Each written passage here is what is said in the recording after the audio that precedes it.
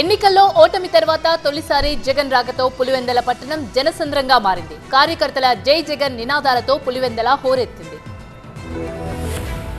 ఎన్నికల ఫలితాల తరువాత తొలిసారి కడప జిల్లా పులివెందులకు వెళ్లారు వైసీపీ అధినేత మాజీ సీఎం జగన్మోహన్ రెడ్డి.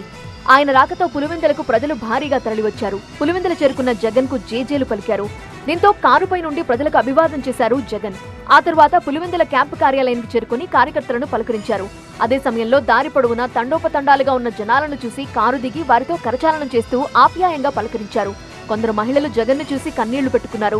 ఆ మహిళల్ని దగ్గరికి తీసుకుని ఓదార్చారు. అంతకుముందు తాడేపల్లి నివాసం నుండి రోడ్డు మార్గాన వైసీపీ అధినేత మాజీ సీఎం జగన్, ఆయన సతీమణి భారతి గన్నవరం ఎయిర్పోర్ట్ కు చేరుకోగానే పార్టీ కార్యకర్తలు, నేతలు భారీగా తరలివచ్చారు. ఎయిర్పోర్ట్ లో పలువురు నేతలను పలకరించారు జగన్. ఆ తర్వాత గన్నవరం ఎయిర్పోర్ట్ నుండి ప్రత్యేక విమానంలో పులివెందుల చేరుకున్నారు. ఈ క్రమంలో పులివెందుల నియోజకవర్గంలోని వెంపల్లిలో జగన్ కు ఘనస్వాగతం పలికారు వైసీపీ కార్యకర్తలు. బాణాసంచా కాల్చి గ్రాండ్ వెల్కమ్ తెలిపారు. జగన్ పై అభిమానాన్ని చాటుకున్నారు. జగన్ కారు వెంబడి పరుగులు తీస్తూ నినాదాలు చేశారు. దీంతో కారులో నుండి బయటకొచ్చి ప్రజలకు అభివాదం చేశారు.